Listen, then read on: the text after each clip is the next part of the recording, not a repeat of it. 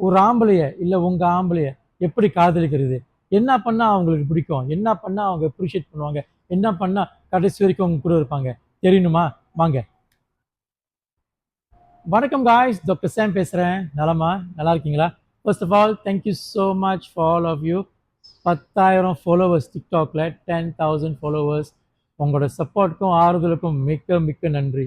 எப்பவுமே கேட்குற கேள்வி என்னன்னா, டாக்டர் சாம் நீங்கள் பொம்பளைங்களுக்கு மட்டும் வீடியோ போடுறீங்க, பொம்பளைங்களுக்கு என்ன தேவைன்னு வீடியோ போடுறீங்க, பெண்மணிகளுக்கு என்ன வேணும் வீடியோ போடுறீங்க, எங்களுக்கும் போடுங்க டாக்டர் சாம், எங்கள் பற்றியும் தெரியணும்ல, எங்கள் பற்றியும் புரியணும்ல. நீங்கள் பரவாயில்ல, நீங்கள் நிறையா கோத்ரூ பண்ணிட்டீங்க, 2-3 ரிலேஷன் ஃபெயில் பண்ணிட்டீங்க, அதை தாண்டி நீங்கள் வந்திருக்கீங்க. நாங்களாம் அப்படி இல்லைல்ல, எங்களுக்கும் நீங்கள் சொல்லிக் கொடுக்கணும்ல.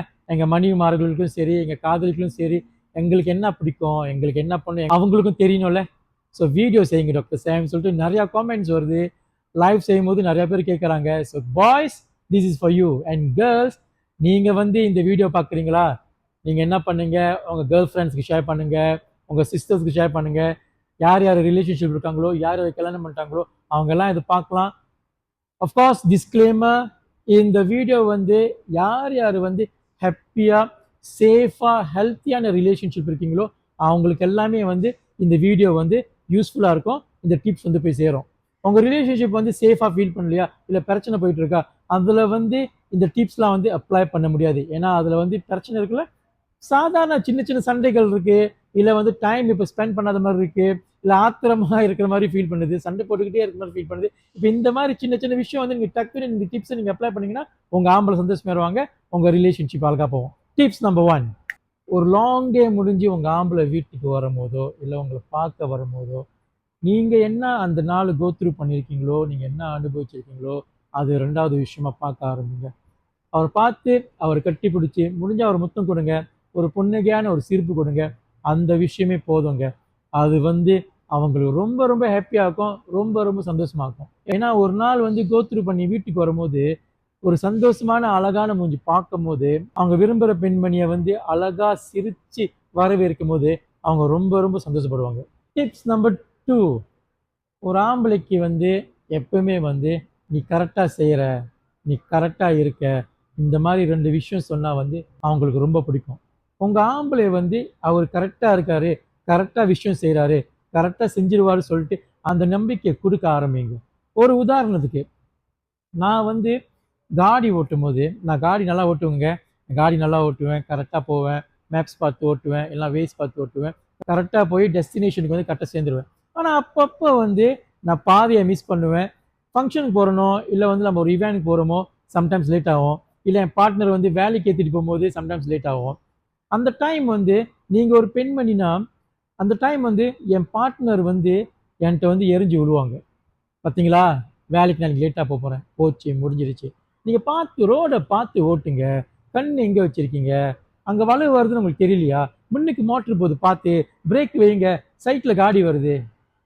எனக்கு புரியுது காய்ஸ், உங்களுக்கு வந்து நாங்கள் சேஃபாக போகணும், நாங்கள் கரெக்டாக போகணும். ஆனால் நான் உங்களுக்கு ஒரு டிப்ஸ் கொடுக்குறேன். பாதையை விட்டுட்டாங்களா, இல்லை டெஸ்டினேஷனுக்கு லேட்டாக போய் சேர போகிறாங்களா, அந்த டைமு ஒரு மாற்றமாக நீங்கள் இது பண்ணி பாருங்கள். நீங்கள் இதை சொல்லுங்கள், பரவாயில்ல சயாங், இட்ஸ் ஓகே பேபி, நான் உங்களை முழுமையாக நம்புகிறேன், I trust you completely. Okay, it's okay baby, அதுக்கு என்ன இப்போ டைம் கொஞ்சம் லேட் ஆகும், கொஞ்சம் லேட்டாக தானே போய் சேருவோம், பரவாயில்ல பேபி, நான் உங்களை முழுமையாக நம்புகிறேன், ஐ ட்ரஸ்ட் யூ கம்ப்ளீட்லி. என்ன கொஞ்சம் லேட்டாக போவோம் அவ்வளோதானே, இன்றைக்கி வரைக்கும் நீங்கள் ஏற்றிட்டு போயிருக்கீங்க, கரெக்டாக தானே போய் சேர்த்துருக்கீங்க, சேஃபாக தானே கொண்டு போய் சேர்த்துருக்கீங்க, ஐ ட்ரஸ்ட் யூ பேபி. இதை சொல்லி பாருங்கள், அந்த ஆம்பளுக்கு என்ன ஃபீல் பண்ணணும்னா, நான் கரெக்டாக இருக்கேன், என்னால் செய்ய முடியும்னு சொல்லிட்டு என் பெண்மணி நம்புறா. இந்த மாதிரி விஷயம் நீங்கள் செஞ்சீங்கன்னா உங்கள் காதலும் சரி, உங்கள் கல்யாண வாழ்க்கையும் ரொம்ப அழகாக இருக்கும். ஸோ நான் உங்கள்கிட்ட கேட்குறேன், இந்த மாதிரி உங்கள் கணவர்கள்ட்டையோ, உங்கள் பாய் ஃப்ரெண்ட்டையோ, இல்லை உங்கள் பார்ட்னர்கிட்டையோ கடைசியாக எப்போ சொன்னீங்க? யோசிச்சு பாருங்கள். சொன்னதே இல்லையா? சொன்னதே இல்லைன்னா சம்திங் இஸ் டெரிபிளி ராங். இதை சொல்ல கற்றுக்கணும், சரிங்களா? யோசிச்சு பாருங்கள், சொல்ல ஆரம்பிங்க, உங்கள் ரிலேஷன்ஷிப் பார்த்துக்குங்க. 3வது டிப்ஸ், இது ரொம்ப முக்கியமான விஷயங்க. உங்கள் ஆம்பளைக்கு வந்து எப்பவுமே வந்து அவங்க ஸ்ட்ராங்கான பர்சன், அவங்க கூட நீங்கள் இருக்கும் போது அவங்க சேஃபாக இருக்காங்கன்னு நீங்கள் சொல்லணும், நீங்கள் சொல்லிக்கிட்டே இருக்கணும். ஒரு உதாரணத்துக்கு, வீட்டில் வந்து ஜாமான் வாங்கிட்டு வரீங்க, ஒரு பாத்தில் வாங்கிட்டு வரீங்க வச்சுங்களேன், உங்கள் பாத்து திறக்க முடியல, எங்கே வாங்குங்க பாத்தியை திறந்து கொடுங்க சொல்கிறீங்க, வராரு டக்குன்னு பாத்தி திறந்துடுறாரு, சரிங்களா? நார்மலாக நம்ம என்ன பண்ணுவோம், தேங்க்யூ சொல்லுவோம். அந்த டைம் நீங்கள் wow you are so strong baby, இல்லை வாவ் என்ன ஆம்பளடா நீன்னு சொல்லிட்டு இந்த மாதிரி சொல்ல பழகுங்க. கொஞ்சம் நாட்டியா இருங்க. இது கேட்கும் போது ஜோக்கு மாதிரி தெரியும். ஐயோ இது யாரு செய்வான்னு உங்களுக்கு ஃபீல் பண்ணுச்சுன்னா then that is wrong. உங்க ரிலேஷன்ஷிப் வந்து எவ்வளவு அழகுபடுத்துறது, எவ்வளவு ஸ்பைஸ் அப் பண்றது உங்க கையில தான் இருக்கு. இத சொல்லுங்க. சொல்றது தப்பே இல்ல. அந்த வார்த்தைய உங்களால தொறக்க முடியல. அவர் தொறந்து குடுக்குறாரா? அத அப்ரிஷியேட் பண்ணுங்க. அவரோட ஸ்ட்ரெங்த் அப்ரிஷியேட் பண்ணுங்க. ஜிம்முக்கு போறாரா? ஒர்க் அவுட் பண்றாரா? டாஃபா இருக்காரா? ஹெல்த்தியா உடம்ப பாத்துக்கிறாரா? அப்பப்ப சொல்லுங்க. உடம்பு பாருங்க எப்படி வச்சிருக்கீங்கன்னு. கை பாருங்க எவ்வளவு ஸ்ட்ராங்கா இருக்கு. இந்த மாதிரி சொல்ல பழகுங்க.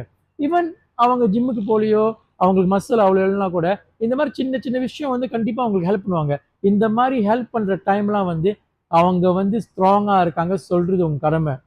நான் அவங்க கூட சேஃபா ஃபீல் பண்றேன் பேபி. தேங்க்யூ பேபின்னு சொல்லிட்டு அவங்களுக்கு ஃபீல் பண்ணும் அது. 4வது டிப்ஸு, அவருக்கு என்ன பிடிக்கும்? அவர் இன்ட்ரெஸ்ட்ட வந்து கருதுங்க. அவருக்கு என்ன பிடிக்கும்? அவரோட ஹாபி, அவர் இன்ட்ரெஸ்ட் அத பத்தி பேச ஆரம்பிங்க. அவர் காடி ரொம்ப பிடிக்குமா? கேளுங்க. இந்த காடி பத்தி என்ன நினைக்கிறீங்க? உங்களுக்கு ஏன் இந்த காடி பிடிச்சிருக்கு? ஏன் இந்த கலர் பிடிச்சிருக்கு? இந்த காடில அப்படி என்ன ஸ்பெஷல்? மேபி உங்களுக்கு அது பிடிக்காத விஷயமா இருக்கலாம். ஆனா பரவால்ல. அவருக்கு பிடிச்சிருக்குல்ல. 2வது ஸ்டாக் மார்க்கெட் பத்தி பேசுறாரா? இல்ல ஸ்டாக் மார்க்கெட் பத்தி அவங்க ஃப்ரெண்ட்ஸ் கூட எப்பயுமே பேசுறாரா? அத பத்தி கேளுங்க. இன்னைக்கு ஸ்டாக் மார்க்கெட் பத்தி என்ன நினைக்கிறீங்க? அவர் ஹாபி ஸ்டாம்ப் கலெக்ட் பண்றாரா? கேளுங்க. புதுசா ஸ்டாம்ப் வருது. இல்ல புதுசா ஸ்டாம்ப் மார்க்கெட்ல வருதா? நீங்க அத பத்தி கண்டுபிடிச்சு அவர்ட்ட போய் சொல்லுங்க. பேபி அடுத்த வாரம் இந்த ஸ்டாம்ப் கலெக்ஷன் வருது. உங்களுக்கு தான் ஸ்டாம்ப் பிடிக்கும்ல?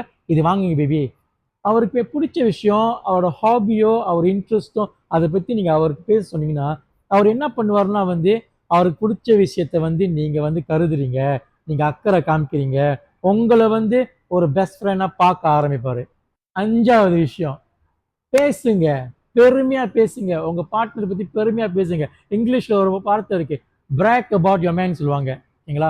Brace your man. நான் பொய் சொல்ல. ஒரு உதாரணத்துக்கு வந்து டின்னர் கொண்டு போயிருக்காரா? சண்டே வந்து பிஸியா இருப்பாரு. அந்த சண்டே வந்து உங்க ஃபேமிலி டின்னர் கொண்டு போயிருக்காரா? மண்டே இல்ல டியூஸ்டே உங்க ஃபேமிலி மெம்பர பார்க்குறீங்களா? இல்ல வந்து உங்க கொலீக்க பார்க்குறீங்களா? அவர பத்தி பேசுங்க. நேத்து என் புருஷன் வந்து இங்க கொண்டு போனாரு.